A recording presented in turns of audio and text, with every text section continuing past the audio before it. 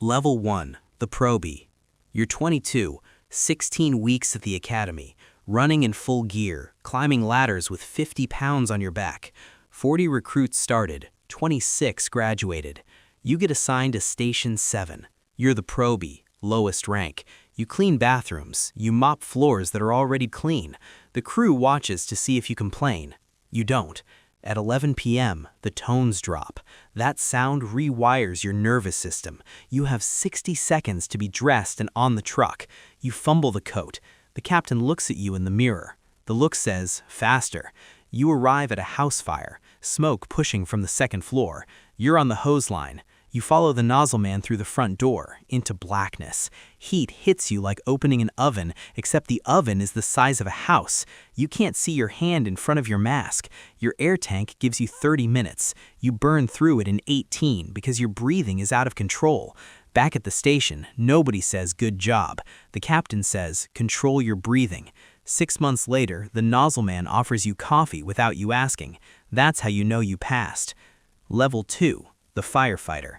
You're 24, 2 years in, probation is over. You've run 400 calls, structure fires, car accidents, medical emergencies. Every shift is a lottery. Sometimes you sleep all night. Sometimes you don't sit down for 16 hours. You work 24 on, 48 off. Your body adapts. You learn to fall asleep in 90 seconds. You learn to wake up and be functional immediately. The tones drop and your feet hit the floor, and your brain is already processing. You can deploy a hose line and charge it in under 2 minutes. Muscle memory from hundreds of repetitions. You make $48,000 a year. Your friends in tech make twice that sitting at desks, but they've never kicked open a door and pulled someone out of a room they couldn't survive another 30 seconds in. You don't say that out loud. Firefighters don't talk like that. But you think it every time someone asks why you do this for $48,000. Level 3, the Engineer. You're 29. You take the engineer exam. 200 questions on hydraulics, pump operations, and apparatus maintenance. You score 88. Now you drive the truck. 40,000 pounds through city streets at speed. You're responsible for getting the crew there alive. You also operate the pump. When the crew goes inside, you make sure they have water. No water means no suppression. No suppression means the crew is in trouble. The pump panel has 30 controls. You know every one by touch, because sometimes it's dark and the smoke is so thick you can't read labels. You inspect the truck every morning. 200 items on the checklist. If something fails because you missed it, that's on you. You make $58,000. The crew trusts you with their lives every shift. They don't say that. You feel it every time they walk through a door, and you're the one making sure the water follows. Level 4, the Lieutenant. You're 33, 11 years in. You have a crew now, 4 firefighters. You ride in the officer's seat. When you arrive on scene, you size up, read the building, read the smoke. Black and pressurized means it's growing. Gray and lazy means it's dying. You have 30 seconds to decide, go in or stay out, offensive or defensive. You give the order, your crew follows. If you're wrong, people get hurt. A commercial building, heavy smoke, you send your crew inside. 2 minutes later, the roof sags. You call them out, everybody out, now. They come out. Seconds later, part of the roof collapses. You sit on the bumper afterward and your hands shake. You replay it for weeks. Every lieutenant does. You make $68,000. A firefighter on your crew is going through a divorce. His performance is slipping. You pull him aside, not to discipline, to listen, because a distracted firefighter makes mistakes, and mistakes in this job aren't paperwork errors. Level 5, the Captain. You're 38, you run the station, 2 crews, you set the tone. If the captain is sharp, the station is sharp. You designed weekly drills based on what you've seen go wrong. You're also the face of the station, school visits, community meetings. A neighborhood is angry about sirens at 3 a.m. You sit in a folding chair and explain that sirens save lives. They understand, but they're still angry. You listen. That's most of the job.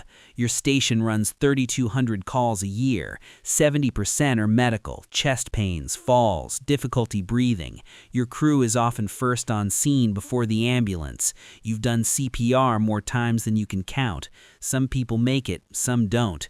You don't talk about the ones who don't. Not because you don't care, because if you open that door, everything behind it comes flooding out. You make $78,000. You've been offered a desk job twice, turned it down both times. Level 6, the battalion chief. You're 43, 6 stations, 80 firefighters. You respond to every major incident in your district. You arrive in a red SUV, no hose, no ladder, just a radio and experience. Your job is incident command. You stand outside and manage everything. A warehouse fire, 6 engines, 3 trucks, 60 firefighters. You coordinate from a parking lot. A crew reports the floor feels spongy. That word hits your ear like an alarm. Spongy means the structure is weakening. You order everyone out. The decision costs you the building but keeps everyone safe. The owner watches his business go from behind the tape line. You talk to him after. He doesn't care about your reasoning. He just lost everything. Being right doesn't always feel like winning. You make $95,000. You attend funerals now. You stand and dress uniform and think about every decision you've ever made on a fire ground. That's the weight of the white helmet.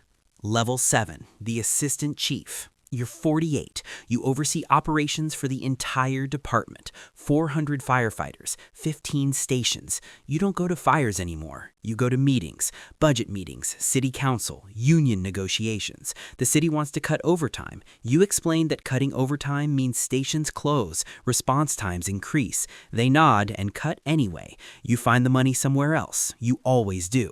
A firefighter fell through a floor last month. You review the incident. The building had been modified without the crew knowing.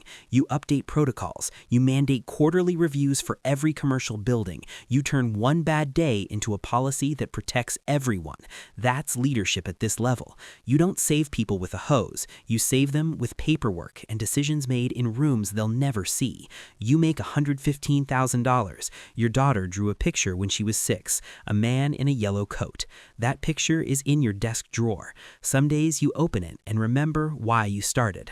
Level 8, the fire chief. You're 53. The top, 500 firefighters, 18 stations, $45 million budget. When something goes right, the crew gets credit. When something goes wrong, you take the blame. That's the deal. You attend every major incident, not to command, to show the crew the chief cares enough to stand in the cold at 3 a.m.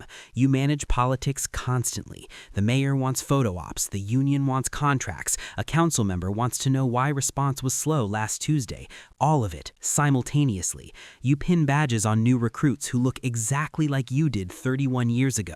Nervous, proud, no idea what's coming.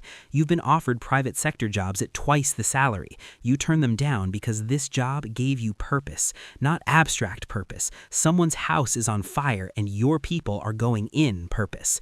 You sit in your office late at night. Tones drop somewhere. A siren fades into the distance. That sound is everything you built still running. Level 9, the legacy. You're 58. You announce retirement. Your last shift is a Tuesday. Quiet. You stand in the apparatus bay after everyone sleeps. A probie walks in. He's 22. He's wearing the same expression you wore 36 years ago. Terrified, determined. You take off your helmet. You drive home. Your wife is asleep. You sit in the kitchen listening to the scanner. Tones drop. Station 7, structure fire. Your hands twitch. That reflex will never leave. Tomorrow, a new probie shows up. He'll clean the bathroom, he'll wait for the tones, and his hands will shake. Because fires don't stop, and neither do the people who fight them.